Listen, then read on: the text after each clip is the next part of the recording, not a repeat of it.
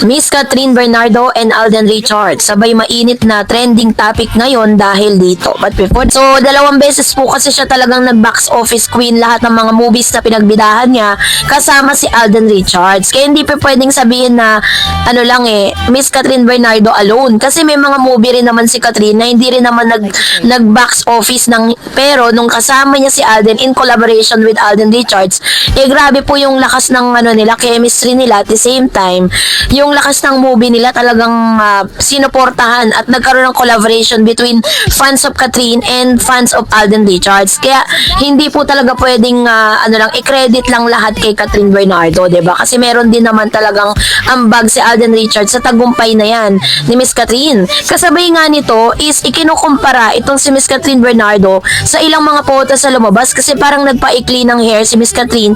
Baka ito po may kinalaman doon sa kanyang serye na kailangan niyang ganitong looks, no?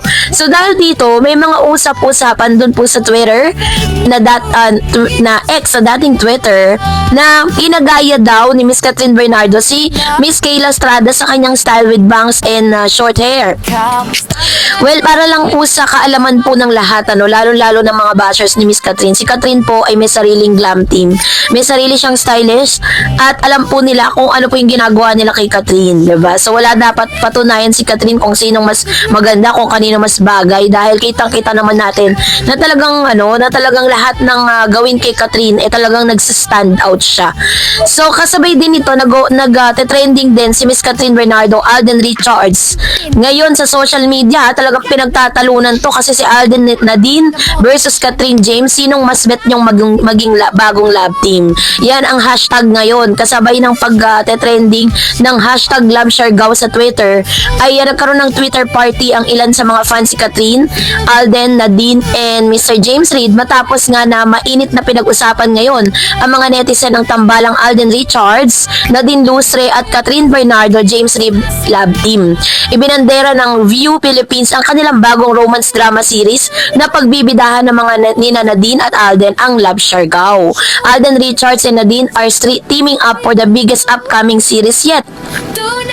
The Siargao Magic set reel in this 2026. Lahat po nagulat dito kasi parang wala pong walang pasabi na bigla na lang naglabas ang teaser na may ganito na ngang lalabas, no? Kasabay nito ay naglabas din ng ilan sa mga BTS, no? Ito pong Someone, Someday, no? Doon po sa kanilang movie or sa kanilang serye ni James Reid.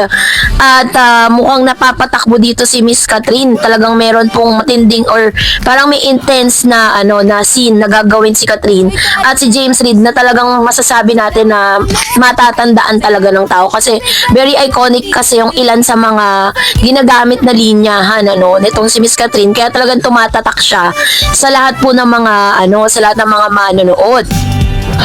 Pero syempre, in fairness is excited na rin ang ilan sa mga fans si Catherine na mapanood ang kanyang serye with Mr. James Reid. Kasi lahat naman po talaga ng mga serye niya at lahat ng mga programa at project na binibigay kay Catherine, nabibigyan talaga naman niya ng hustisya. At talagang masasabi mong tumatatak talaga siya sa lahat ng mga manonood, diba? And I'm sure na kahit ano pang sabihin ng mga sidekick, sinasabi nila na hindi raw magiging ganun ka-successful ito pong serye na to with Mr. James Reid dahil parang nire-reshuffle lahat naman po yun hula lang, 'di ba? So para po talagang magkasubukan at i-refute natin yung negativity na sinasabi ng ilang sa mga psychic, isuportahan po natin yung projects ni Catherine Bernardo at ni Mr. Alden Richards bilang mga Katden fans. Pakita natin yung support natin sa kanila kahit hindi sila magkasama sa isang project.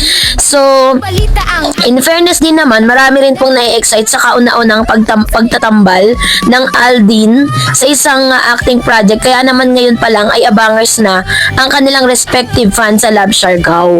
Kasunod nito, ang mga komento ng netizens, sila ay nagkaroon nga ng switching sa dalawang phenomenal love team na showbiz dahil ang dating katambal ni Nadine na si James ay napunta ngayon kay Catherine na former screen partner naman ni Alden.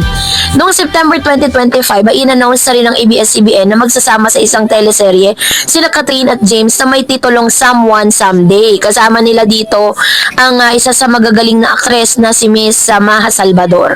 So, narito ang ilan sa mga reaksyon ng mga netizens sa dalawang love team. Una, we didn't see this coming. Grabe, nagugulat ka na din.